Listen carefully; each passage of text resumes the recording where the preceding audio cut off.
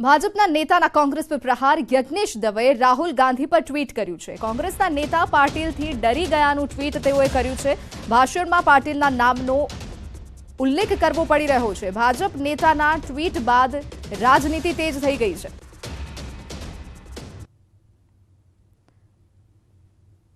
તો ભાજપના નેતાએ કોંગ્રેસ પર પ્રહાર કર્યો છે। યજ્ઞેશ દવેએ રાહુલ ગાંધી પર એક ટ્વીટ કરીને પ્રહાર કર્યું છે। કોંગ્રેસના નેતા પાટીલથી ડરી ગયા હોય તેવું તેમણે પોતાના ટ્વીટ પર ઉલ્લેખ કર્યો છે। તેઓએ લખ્યું છે કે ભાષણમાં પાટીલના નામનો ઉલ્લેખ કરવો પડી રહ્યો છે। ત્યારે ભાજપના નેતાના આ ટ્વીટ બાદ હાલમાં રાજનીતિ તેજ થઈ ગઈ છે। યજ્ઞેશ દવેએ આ પ્રકારનું ટ્વીટ કર્યું છે। રાહુલ ગાંધી પર તેઓએ ટ્વીટ કરીને પ્રહારો કર્યા છે। રાહુલ ગાંધીએ જે રીતે પાર્ટીનું નામ લીધું હતું ત્યારબાદ તેઓએ ટ્વીટ કર્યું છે અને કોંગ્રેસના નેતા પાટીલથી ડરી ગયા હોય તેવું તેમણે પોતાના ટ્વીટમાં ઉલ્લેખ કર્યો છે અને તેઓએ લખ્યું છે કે ભાષણમાં પાટીલના નામનો ઉલ્લેખ કરવો પડી રહ્યો છે। ત્યારે ભાજપના નેતાએ આ પ્રકારનું ટ્વીટ કર્યું છે। ત્યારે રાજનીતિ હાલમાં તેજ થઈ ગઈ છે આ પ્રકારના ટ્વીટથી। તો ચૂંટણી પહેલા આ રીતે ટ્વિટર વોર ચાલી રહ્યું છે। એક પછી એક કોંગ્રેસના નેતાઓ હોય કે ભાજપના નેતા આ પ્રકારના ટ્વીટથી રાજનીતિ તેજ થઈ જતી હોય છે। ત્યારે ફરી એકવાર આ પ્રકારનું ટ્વીટ સામે આવ્યું છે। ભાજપના નેતાએ ટ્વીટ કર્યું છે। ભાજપના યજ્ઞેશ દવે જે છે તેઓએ ટ્વીટ કર્યું છે અને રાહુલ ગાંધી પર તેઓએ પોતાના ટ્વીટ માધ્યમથી પ્રહાર કર્યો છે। તેઓએ લખ્યું છે કે કોંગ્રેસના જે નેતા છે એ પાટીલથી ડરી ગયા છે અને પોતાના ભાષણમાં પાટીલના નામનો ઉલ્લેખ કરવો પડી રહ્યો છે। ભાજપના નેતા યજ્ઞેશ દવેનું આ પ્રકારનું ટ્વીટ અને એટલે ચૂંટણી પહેલા આ પ્રકારે ટ્વિટર વોર તેજ બની ગઈ છે।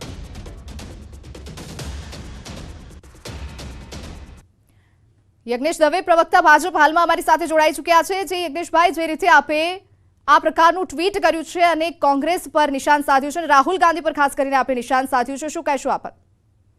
ચોક્કસ રાહુલ ગાંધી હોય કે મેં સ્પષ્ટ શબ્દ લખ્યા છે પણ એમના ઉપનામો લખેલા છે। રાહુલ ગાંધી હોય કે મહાઠગ હોય કે ગુજરાતના એમના પ્રમુખ હોય જગદીશ ઠાકોર હોય, આ તમામ વ્યક્તિઓને પોતાની સ્પીચની અંદર જ્યારે ભારતીય જનતા પાર્ટીના યશસ્વી પ્રદેશ અધ્યક્ષ સી આર પાટીલ સાહેબના નામનો ઉલ્લેખ કરવો પડતો હોય અને સી આર પાટીલ સાહેબની જ વાતો કરવી પડતી હોય તેનાથી સ્પષ્ટ દેખાઈ આવે છે કે સી આર પાટીલ સાહેબના જે ગુજરાતની અંદર જે કાર્યો થયા કે જે એમને પેજ સમિતિનું કાર્ય કર્યું, ઘર ઘર સુધી ભારતીય જનતા પાર્ટીને પહોંચાડી છે અને ઘર ઘર સુધી સરકારની યોજનાઓ પહોંચાડી છે, આનાથી ડરી ગયા છે ને ડરી ગયા છે એટલે જ એમને આ ઉલ્લેખ કરવો પડે છે અને સ્પષ્ટ કહેવામાં આવ્યું છે કે ઇતના ડર ક્યું હે ભાઈ।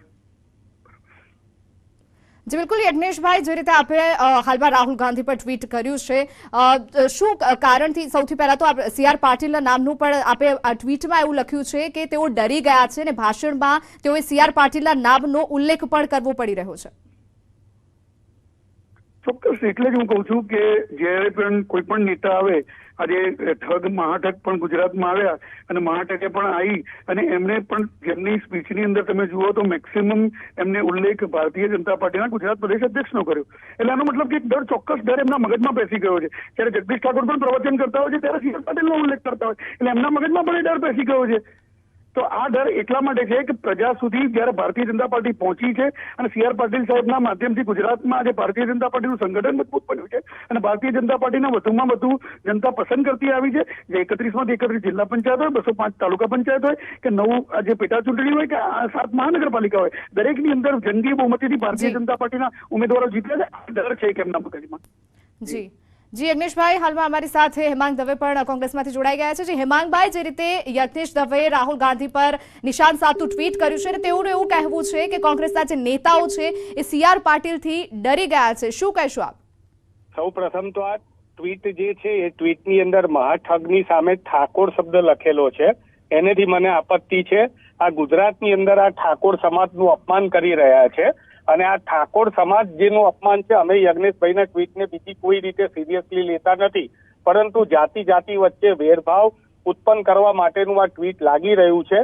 વાત રહી એમના સી આર ભાવની, તો એમના સી આર ભાવની સભાઓ જે છે એની અંદર આપણે જોયું કે ખુરશીઓ કેવી ખાલી હોય છે, એટલે અત્યારે એ લોકો આ ખુરશીઓ ખાલી જોઈને પોતે પોતાની જાતને બીજી કોઈ રીતે વ્યક્ત કરી શકતા નથી, એટલે એક પ્રકારનો જે પોતાની જાત ઉપરનો અણગમો છે આવી રીતે સમાજ ઉપર ટ્વીટ લખીને એ બહાર કાઢી રહ્યા છે। ભૂતકાળમાં પણ એમને ટ્વીટ કરેલી હતી તો તમે જોયું કે એમના જ સમાજના એટલે એમના જે સમાજ ઉપર ટ્વીટ કરી હતી એ વરુણભાઈ અને એ ચિરાગભાઈએ હિંમત કરીને એમને ટ્વીટની સામે જવાબ આપ્યો હતો। એમ આની અંદર પણ હું તો ઈચ્છીશ કે ઠાકોર સમાજના જે પણ એમના આગેવાનો છે એ જ આનો જવાબ આપે અને એ જ એમને બરાબર કહે કે ભાઈ આ ટ્વીટ જે છે એની અંદર અમારા સમાજનું અપમાન કરેલું છે અને અમે અપમાન સાંકી નહીં શકીએ. વાત રહી રાહુલ ગાંધીની, તો રાહુલ ગાંધી અને CR ભાવની કોઈ તુલના જ ના થાય. રાહુલ ગાંધીની સભા તમે જોઈ હતી, એક પણ પ્રકારના ST બસોના સરકારના કોઈ પણ પ્રકારના પ્રલોભન સિવાય એક સાથે આટલી બધી લાખો લોકોની માનવ મેદની અને ઘોડાપૂર ઉમટી પડ્યું હતું, એ બધાએ જોયું. એક પણ ખુરશી ખાલીની વાત તો બાજુ રહી, મંડપની બહાર પણ ઉભા રહેવાની જગ્યા નહોતી. સામે પક્ષે ભારતીય જનતા પાર્ટીના નેતાઓ આજે ગામડાઓમાં જઈ શકતા નથી, ગામડાઓમાંથી એમને બહિષ્કાર કરવામાં આવે છે, બહાર નીકળી રહ્યા છે અને આવા પ્રકારના ટ્વીટ રમીને મુખ્ય વાત છે મોંઘવારી છે. તેલનો ડબ્બો ગૃહિણીને 3000 રૂપિયા થઈ ગયું છે. 20 રૂપિયાનું એક લીંબુ મળે છે, એના ઉપર થોડી મહેનત કરો તો મને લાગે છે કે તમને ભારતીય જનતા પાર્ટીની રહી સહી ઇજ્જત પણ વધશે. બાકી 2022માં પ્રજાએ નક્કી કરી દીધું છે કે ભારતીય જનતા પાર્ટીની ભ્રષ્ટ ભારતીય જનતા પાર્ટી. હેમાંગભાઈ જે રીતે કહી રહ્યા છે કે આપ મોંઘવારીના મુદ્દાની વાત નથી કરી રહ્યા અને આ પ્રકારના ટ્વિટર વોર હાલમાં શરૂ કરી રહ્યા છે ચૂંટણી પહેલા, અને તેઓએ એવું પણ ઉલ્લેખ કર્યો છે કે CR પાટીલની જે સભાઓ હોય છે તેમાં ખુરશીઓ ખાલી પડી હોય છે અને રાહુલ ગાંધીની સભાઓ જોઈ હતી. શું કહેશો આપ? મારે હેમાંગભાઈની કોઈ વાતનો જવાબ આપવા માટે બનતો નથી. બીજું કે હેમાંગભાઈ કે મારે આની વાત કરવાની કે આ વાત કરવાની, એ હેમાંગભાઈ એવા કોઈ મારા ફાધર થતા નથી કે મારા કોઈ ગોડફાધર નથી કે જે કેમ મારે કરવું પડે.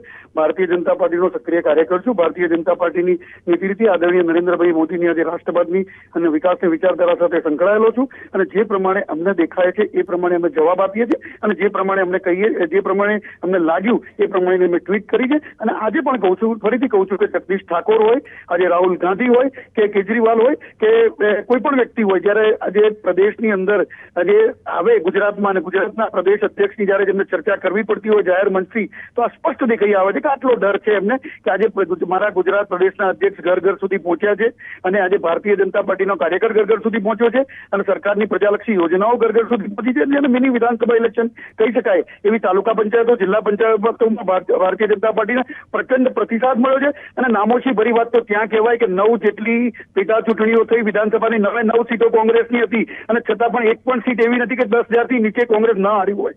એટલે આનાથી વધારે નામોશી ભરી હાર જોઈ અને જો કોંગ્રેસના પ્રવક્તાઓ ખુદમખુદ કરતા હોય તો મને એમના જવાબ આપવા માટે અમે બંધાયેલા નથી અને એમને અમને આત્માને ખુશ રાખવા માટે જે બોલવું એ બોલે, અમને કોઈ વાંધો નથી.